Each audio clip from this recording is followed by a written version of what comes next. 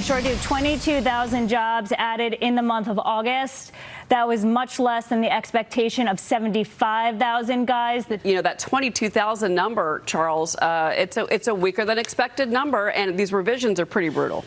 Yeah, extraordinarily. Brutal numbers. That's Fox Business Panel reacting to an August jobs report that should make a lot of news.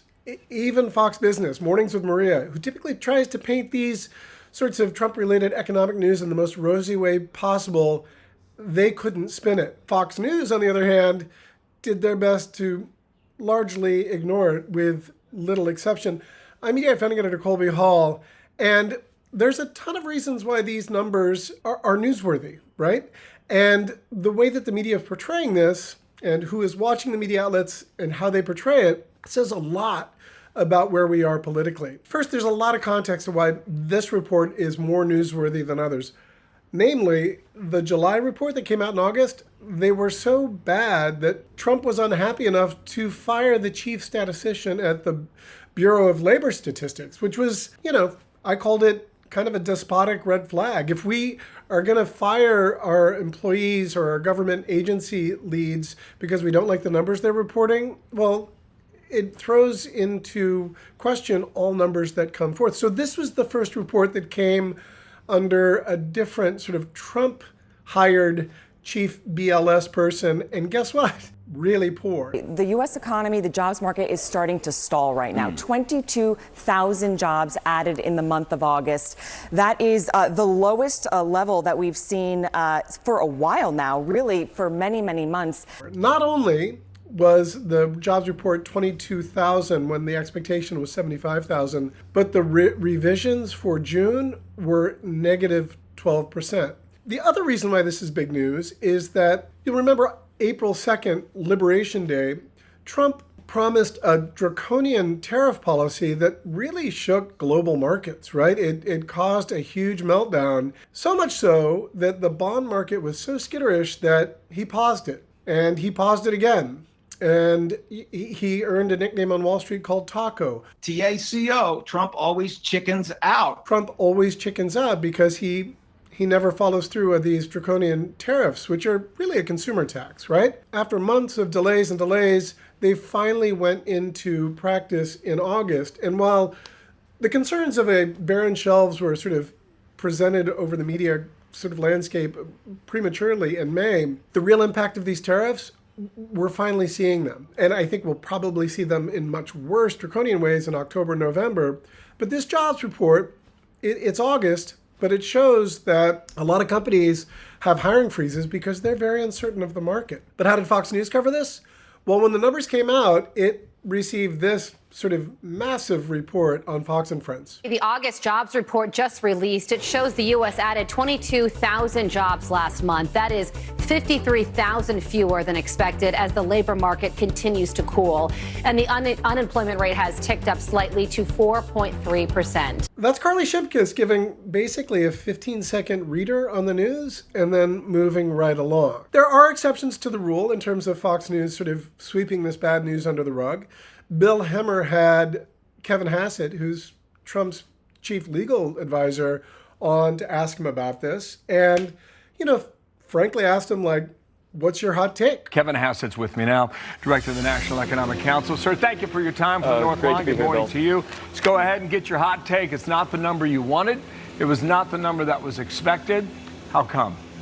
Right. Well, one of the things we know is that they've been really at BLS struggling with bad response rates. And Goldman Sachs put out a study yesterday that said that they've been messing up the August seasonal so much that over the last 10 to 15 years, they've tended to have to revise up the number by around almost 70,000 jobs. If it sounds like Kevin Hassett's trying to blame the Bureau of Labor Statistics for these bad numbers, well, that's exactly what. But to be fair, Bill Hemmer was skeptical and pushed right back. Surveys. So it's their fault? And so, I'm saying that this number, we expect this number will be revised up. Hassett then later went on to describe what he says was, sort of revisions that are going to fix things, and Hemmer wasn't having it. The revisions for June and July collectively were lower. we're lower. And you're saying the revisions for next month will come back. We'll see whether or not that's the case. The idea that we're continuing to blame the BLS for these numbers, I don't know, it could be true. The fact that these numbers in the Trump economy seems to be getting much, much worse instead of getting better, well, there's reason for this to be concerned. And tying it back to the media, Fox News is mostly ignoring the negative stories here, especially economically, which is noteworthy because a year ago, during the campaign, guess what was the topic of choice, the big economic driver of the campaign? Inflation. Gas prices, the price of eggs, and even Trump credited those concerns with why he got elected. When you buy apples, when you buy bacon, when you buy eggs, they would double and triple the price over a short period of time. And I won an election based on that. We're going to bring those prices way down. So Fox News doesn't really cover that much anymore. And is it because things have gotten better? No. In fact, if you look at the available data, the price of eggs is actually about the same, if not worse, today than it was a year ago. And inflation has not gone down, it's gone up. Again, despite Trump promising that he would turn that around immediately. He has not. Americans were really struggling a year ago with pricing and the cost of living, and nothing has changed, so they're still struggling today, but Fox News seems to be ignoring it, right? And it's not just economic indices, right? When Epstein scandal keeps breaking, do they cover that? No. When Marjorie Taylor Greene started talking about, with Epstein's victims, about the Trump DOJ needs to let the truth out, how did Fox News cover it? The FBI, the DOJ, and the CIA holds the truth. And the truth...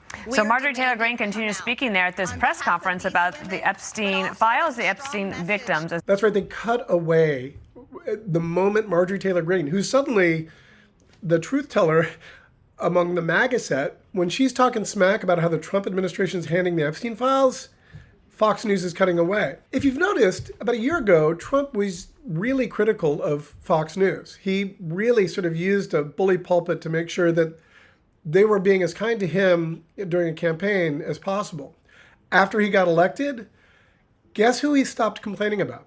Yes, he insults the critics on Fox News, the Karl Roves, the Jessica Tarlovs, but he no longer criticizes Rupert Murdoch, their CEO, Suzanne Scott. And why is that? Because Fox News has been very kind to Trump, right? It's not so much what they're covering, but what they're choosing not to cover. Whether it's inflation, which continues to get bad, the unemployment, which is rising under Trump, foreign policy, you have Ukraine, which Trump promised to sort of end immediately. It's still going just as bad as it was before after Trump literally rolled out a red carpet for Vladimir Putin, who the rest of the world considers a war criminal, and for good reason, right? And then, of course, there's the Epstein scandal, which Trump continues to blame as a Democratic hoax. You know, these files were made up by Comey. They were made up by Obama. They were made up by the Biden, we went through years of that with the Russia hoax, with all of the different things that we had to go through. We've gone through years of it. Well, guess what Fox News is covering instead? They're talking about how Obama was somehow a key figure in the Russiagate conspiracy. Fox News alert, we just got a peek inside Obama's black book, and it turns out Barack knew the Russia hoax was a hoax all along, but pushed it anyway to sabotage the Trump presidency. Honestly, it's just a baseless, crazy distraction. And if Fox News is going to go all in helping Trump distract with the narratives that are good for him, that's a big deal. Why is it a big deal? Because Fox News is dominating the ratings. For the first time, and any time that I can recall, Fox News primetime is getting better ratings. More people are watching that in primetime than any other network, including broadcast, ABC, NBC, and CBS, which maybe says a lot about how broadcast programming is terrible. I agree, I don't watch it. Fox News primetime is all in, all Trump, all anti-democratic, and they're not talking about the bad economy anymore. They're not talking about the Epstein files. They're talking about stuff that suits Trump because they know this symbiotic relationship helps them get ratings, helps them make more money, and the Fox News business model has never been more lucrative than it is today. Credit to Fox Business for actually reacting in real time by saying, this is brutal, these numbers. But until Fox News really sort of goes all in on just exactly how bad this is, nothing's going to change. Again, I'm Media founding editor Colby Hall. Please click the like and subscribe button for more videos like this. Thank you for watching.